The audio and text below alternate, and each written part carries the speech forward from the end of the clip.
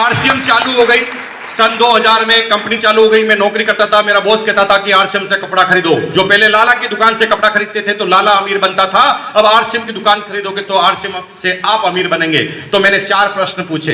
पहला प्रश्न पूछा, आरसीएम का तो कभी नाम नहीं सुना, हिंदुस्तान लीवर का सुना है, डिग्जाम का सुना है, ओसीएम का सुना है, रेमंड्स का सुना है, सियाराम का सुना है, आरसीएम का कपड़ा कभी नाम नहीं सुना। दूसरे का नाम सुना भी नहीं है, सुनेगा भी नहीं। मैंने कहा क्यों नहीं? क्योंकि आरसीएम नाम नहीं सुनाती। तुझे पता है कि जिसका भी नाम तूने सुना है ना, उस व्यक्ति का स्पेशल पैसा तुझे देना पड़ता है। मैंने कहा एग्जाम्पल? तो उन्होंने कहा हिंदुस्तान लीवर 120 साल पुरानी कंपनी है जिसका नाम है हिंदुस्तान यूनिलीवर। दुनिया के 180 कंट्री में काम करती है, इंडिया में भी यूनिलीवर काम करती है, और इंडिया में उसका साबुन का प्रोडक्ट है, उसका नाम है लक्स। क्या नाम है? लक्स साबुन जो है 70 साल पुराना साबुन है। लेकिन 25 साल 22 साल पहले ऐश्वर्या राय मिस वर्ल्ड बनी, दुनिया की सबसे खूबसूरत महिला का खिताब जीता। तो लक्स कंपनी का जो डायरेक्टर है ना, वो ऐश्वर्या राय के पास गया। वो कहा बहन जी आप इतनी खूबसूरत हैं, आप इतनी सुंदर हैं, बस आप एक मेहरबानी करो, हमारा साबुन हाथ में ले लो और बोलो मेरे रूप का राज मेरे माँ बाप नहीं है, ये साबुन है, बस एक बार कह दो। तो ऐश्वर्या राय ने कहा चुप, मैं अपने माँ बाप का प्रोडक्शन हूं, साबुन का प्रोडक्शन नहीं हूं। ये बात डायरेक्टर को पता थी, तो डायरेक्टर ने जेब में से 20 करोड़ का चेक निकाला और ऐश्वर्या राय को बताया सिर्फ एक लाइन बोलने का मिलेगा 20 करोड़। तो ऐश्वर्या राय ने कहा इतने में तो मैं अपने बाप को भी बदल सकती हूं। हेलो। तो ऐश्वर्या राय ने साबुन हाथ में लिया और बोला मेरे रूप का राज लक्स इंटरनेशनल। तब से हमारे भाई और बहन साबुन को रगड़ते जा रहे हैं कि ऐश्वर्या राय जैसा कलर हो जाएगा। कलर तो छोड़ो, खरोंचे आ गई है पूरे शरीर पर उस साबुन को लगा कर।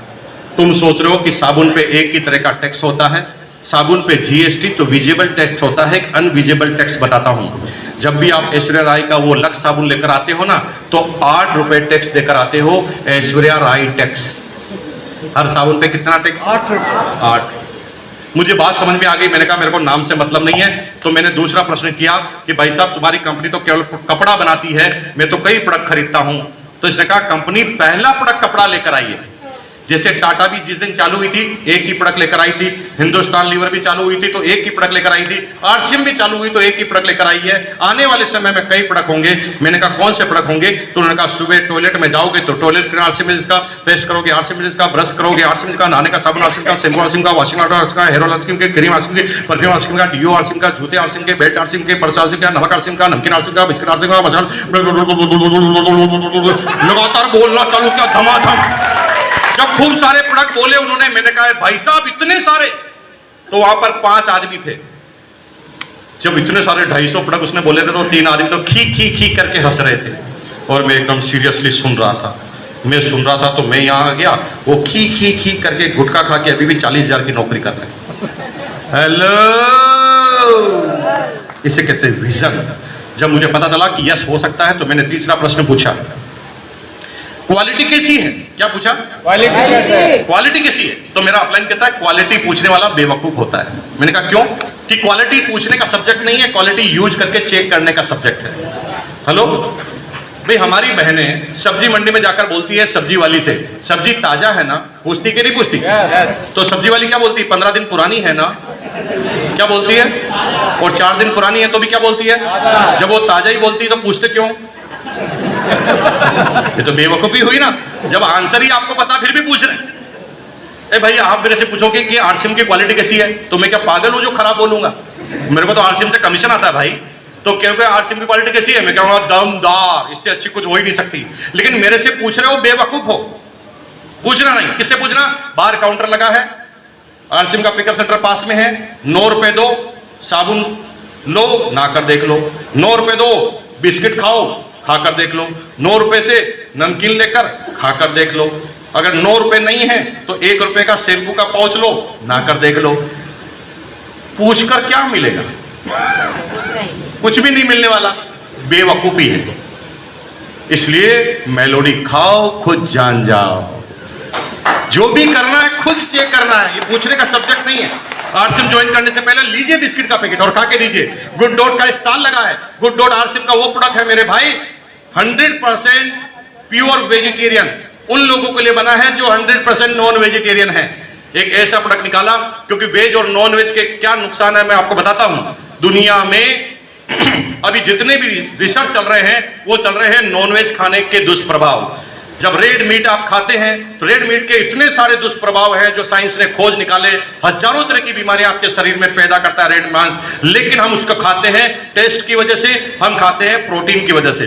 दो मात्रा में बहुत अच्छी चीज होती है, टेस्ट भी बहुत होता है, प्रोटीन भी बहुत होता है, लेकिन उसके चक्कर में कई बीमारियां भी हमारे शरीर में आती है। एफएमसी कॉर्पोरेशन अमेरिका के साथ कोलैबोरेशन करके, बियॉन्ड मीट जैसी कंपनियों के साथ कोलैबोरेशन करके आरसीएम बिजनेस एक ऐसा प्रोडक्ट लेकर आई जो 100% प्योर वेजिटेरियन है, लेकिन अगर किसी भी नॉनवेज आदमी को बिना बताए खिला दे तो वो पता ही नहीं लगा सकता कि ये वेज है कि नॉन वेज, और वो खाकर मस्त हो जाएगा। अब इसका फायदा क्या हुआ? प्रोटीन उससे ज्यादा मिल गया और 100% प्योर वेज मिल गया, शरीर को बीमारियों से दूर भी रखा, प्रोटीन भी पूरा मिल गया। और मजे की बात है कि कंपनी ने आज एक डेमो स्टॉल लगाई है। बात कंपनी ने डेमो स्टॉल लगाई है। एक डाइट 150 रुपए में पड़ती है, 125 से 150 रुपए में पड़ती है जब आप घर पे बनाते हैं। लेकिन कंपनी यहां पर एक सब्सिडी रेट में आपको एक प्रोडक्ट अवेलेबल कराती है, चावल के साथ करी।